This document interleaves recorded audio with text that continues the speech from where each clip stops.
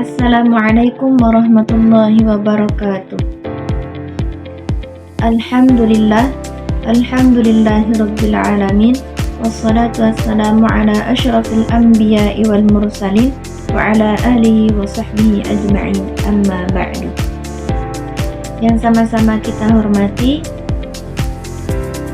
dosen pengampu akhlak tasawuf Al-Ustaz Syamsuddin MPD, yang sama-sama kita hormati teman-teman seperjuangan.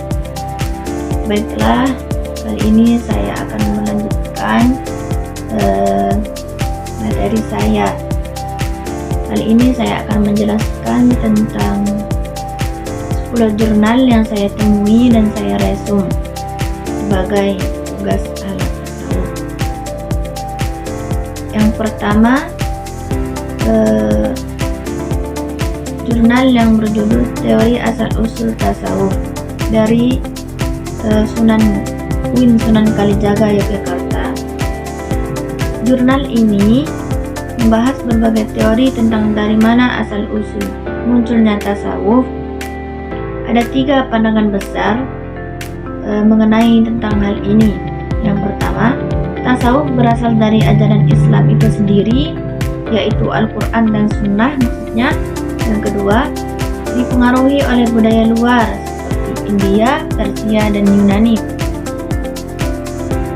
Dan ketiga, hasil perpaduan antara nilai Islam dan kebudayaan lokal. Di dalam jurnal ini, penulis menegaskan bahwa meskipun unsur luar berpengaruh, inti tasawuf bersumber dari ajaran Islam yang menekankan tazkiyah an-nafs atau penyucian jiwa,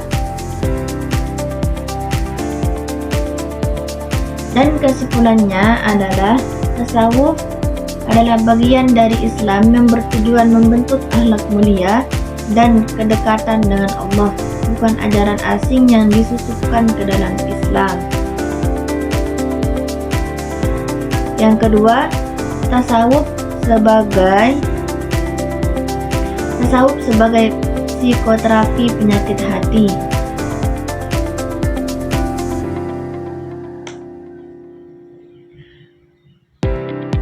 Di dalam jurnal ini dijelaskan bahwa tasawuf bisa digunakan sebagai terapi jiwa untuk penyakit hati seperti sombong, iri, riya, dan gelisah batin.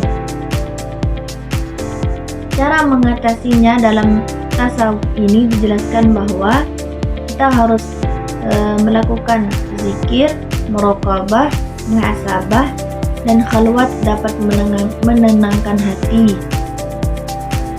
Penulis juga menautkan konsep ini dengan psikologi modern, bahwa praktik spiritual mengingatkan ketenangan dan kebahagiaan. Kesimpulannya, tasawuf ini tidak hanya untuk ahli ibadah, tapi juga bisa menjadi metode penyembuhan psikologis yang efektif dalam kehidupan modern. Yang ketiga, tasawuf dan tarekat. Dimensi esoteris ajaran Islam. Dalam jurnal ini membahas bahwa tasawuf dan tarekat mampu menjadi agen perubahan sosial dan moral yang membangun masyarakat berakhlak.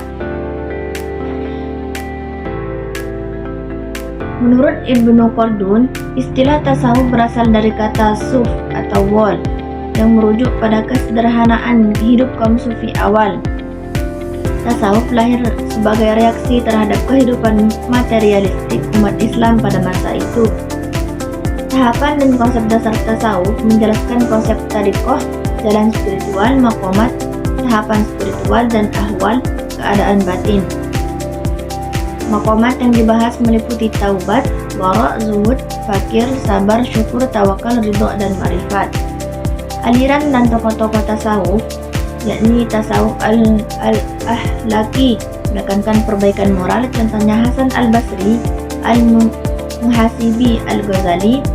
Tasawuf falsafi lebih teoritis dan filosofis, contohnya Ibnu Arabi, Al-Jili, Ibnu Sa'bin.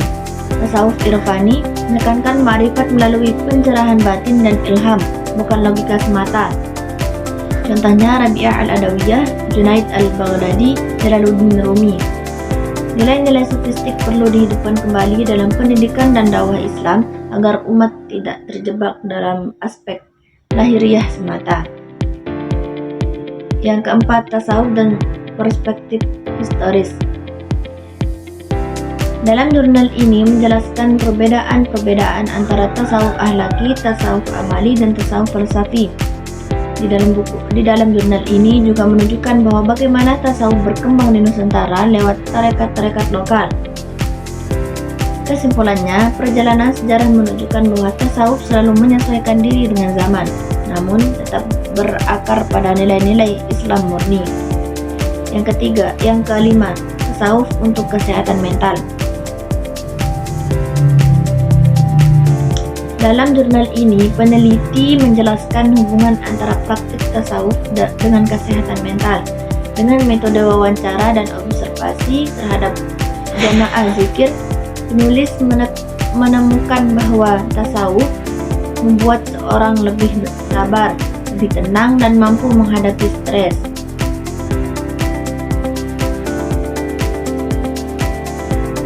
Kesimpulannya, tasawuf mampu memperkuat daya tahan mental umat Islam yang modern yang hidup di tengah tekanan sosial dan materialisme. Yang keenam, integrasi fikih dan tasawuf, perspektif tarekat Tijaniyah. Jurnal ini membahas tentang bagaimana tarekat Tijaniyah memadukan antara syariat atau fikih dan tasawuf. Dalam praktiknya, pengikut tarekat diajarkan agar ibadahnya sah secara hukum Islam dan sekaligus bernilai batin. Tijaniyah juga menolak ajaran ekstrim yang menyimpang dari syariat. Yang ketujuh, implementasi tasawuf dalam pendidikan Islam. Dalam pembahasan ini, menyoroti bahwa nilai-nilai tasawuf dalam pendidikan karakter, guru dan siswa perlu menamakan sifat ikhlas, sabar, tawaduk, dan zuhud sebagaimana diajarkan dalam tasawuf.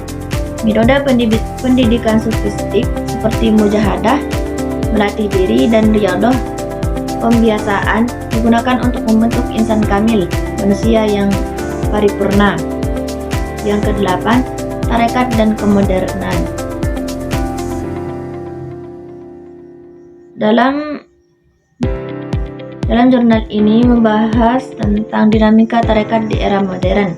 Sebagian orang menganggap tarekat kuno, tapi penelitian ini menunjukkan bahwa banyak tarekat yang justru beradaptasi dengan teknologi dan media sosial untuk berdakwah.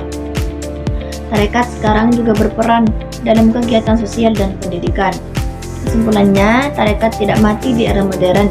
Ia berevolusi menjadi gerakan spiritual yang relevan dengan kebutuhan masyarakat masa kini. 9. Mengidentifikasi kemukhtabaratan tarekat syahadatain. Dalam jurnal ini membahas tentang salah satu tarekat yang kurang dikenal di Indonesia. Tujuan utama penulisan ini adalah untuk mengidentifikasi kemukhtabaratan atau keabsahan. Tarekat ini dalam tradisi tasawuf khususnya dilihat dari silsilah dan praktik spiritualnya. Isi dalam jurnal ini adalah 1. Asal-usul pendiri, ciri khas dan ajaran tarekat, dan lain-lain. Jurnal ini menyimpulkan bahwa tarekat Syahadatain adalah salah satu tarekat yang sah dan memiliki sanad keilmuan yang jelas meskipun belum diakui secara formal oleh organisasi tarekat besar di Indonesia. Yang ketujuh, tasawuf di tengah perubahan sosial. Studi tentang peran tarekat dan dalam dinamika sosial politik di Indonesia.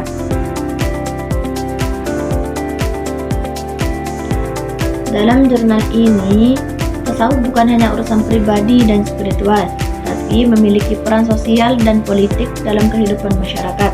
Tarekat merupakan wadah dari ajaran tasawuf yang membimbing umat secara rohani dan sosial. Pada masa kolonial, tarekat berperan dalam perlawanan terhadap penjajah seperti tarekat Naqsyabandiyah dan Qadariyah. Setelah kemerdekaan, mereka berubah menjadi lembaga dakwah pendidikan dan pembinaan moral masyarakat. Di era modern, tarekat beradaptasi dengan perubahan sosial, ikut dalam kegiatan ekonomi dan pemberdayaan umat. Nilai-nilai tasawuf seperti ikhlas, sabar, zuhud, tawakal, dan cinta kasih membantu membentuk akhlak sosial yang murni. Metode yang digunakan dalam jurnal ini adalah metode kualitatif deskriptif melalui kajian literatur, analisis sejarah, dan pengamatan terhadap perkembangan tarekat di Indonesia. Sekian dari saya. Wassalamualaikum warahmatullahi wabarakatuh.